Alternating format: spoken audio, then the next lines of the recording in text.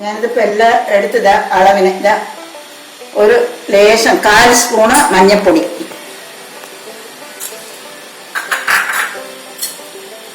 ഒരു സ്പൂണ് മുളക് പൊടി, പിന്നെ ഉള്ളി മുറിച്ചത്,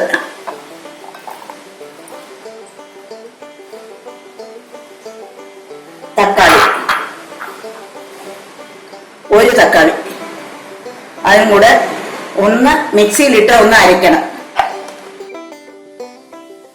എല്ലാം ഒന്ന് ചേർന്ന് വന്നിട്ടുണ്ട്. ഇനി ഞാനിതാ കടായി അടുപ്പത്ത് വെക്കാൻ പോണു.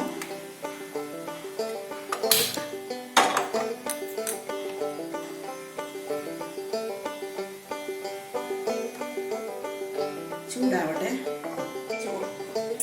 കടായി ചൂടായി 2 സ്പൂൺ എണ്ണ ഒഴിക്കണം.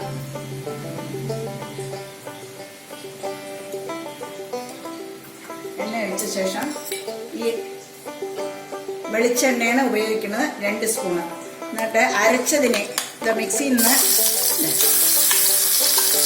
അതിലിടുക.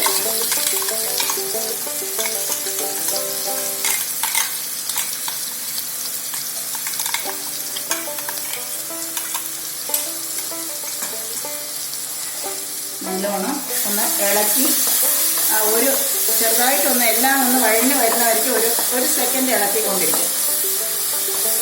ആ പച്ചവാസന ഒന്ന് വിട്ടോട്ടെ.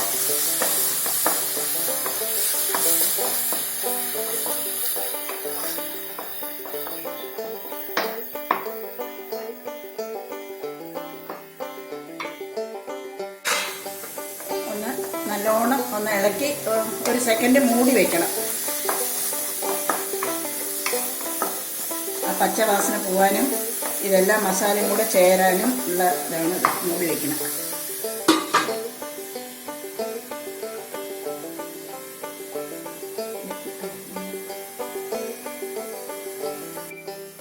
എന്താ തുറക്കാമോ? തുറന്ന് നല്ലോണം ഇളക്കുക.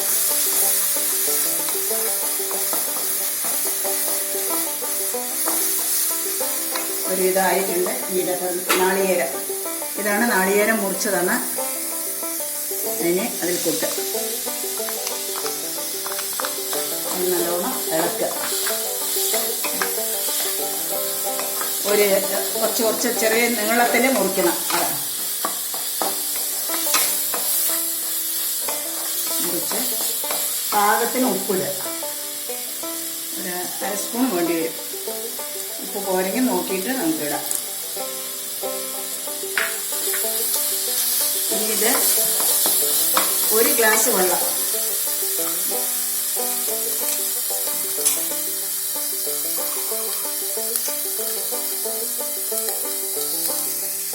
ഒരു ബൗൾ വെള്ളം ഒഴിക്കുന്നത്.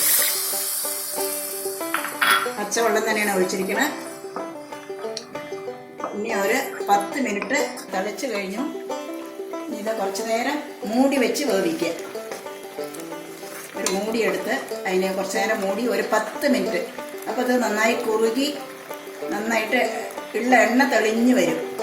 എന്നിട്ട് കറിവേപ്പിലയിട്ട് ഉപയോഗിക്കാം.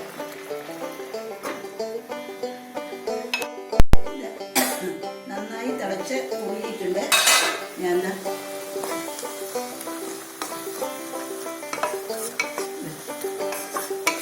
ശരിയായി. ഇനി നമുക്ക് ഒരു നുള്ളു വെളിച്ചെണ്ണ, പച്ച വെളിച്ചെണ്ണ 1 സ്പൂൺ കൂടെ ഒഴിച്ചിട്ട് കറിവേപ്പില ഇടുക.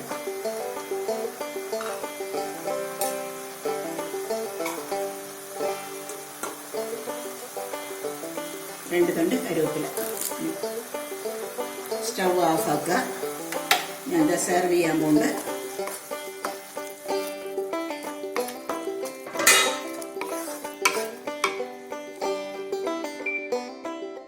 ഞാൻ ഇതിനെ സെർവ് ചെയ്യാൻ വേണ്ടിയിട്ട് വേറൊരു ബൗളിലേക്ക് ആക്കി.